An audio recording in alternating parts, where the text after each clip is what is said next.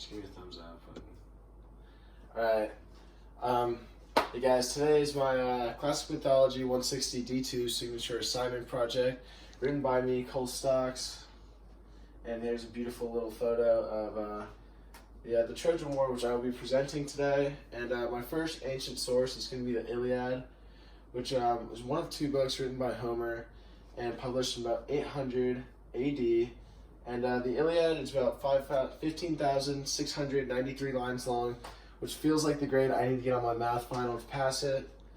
And it helps us understand the ancient cultures and societies, where as today we might have one god, they had many gods, which would be the main point of this story, where war is shifting constantly because people are making certain sacrifices and talking to other gods. So it is a long war, and the war ends up lasting around 10 years.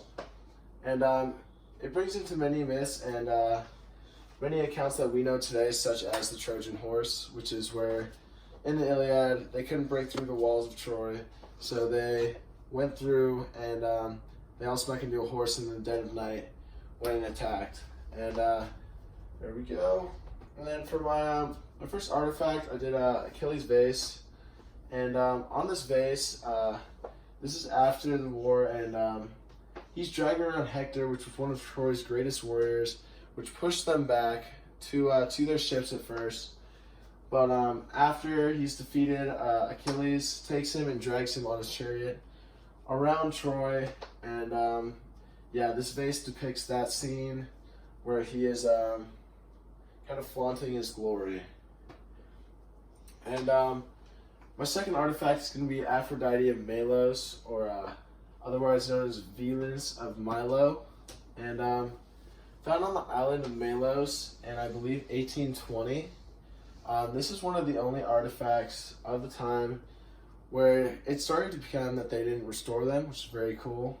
So there's that, and it dates back to about 90 to 120 BCE.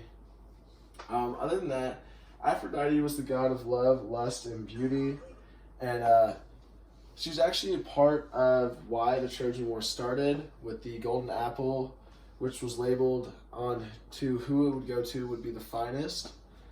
And that's how the Trojan War resulted, and it was between herself, Hera, and Aphrodite.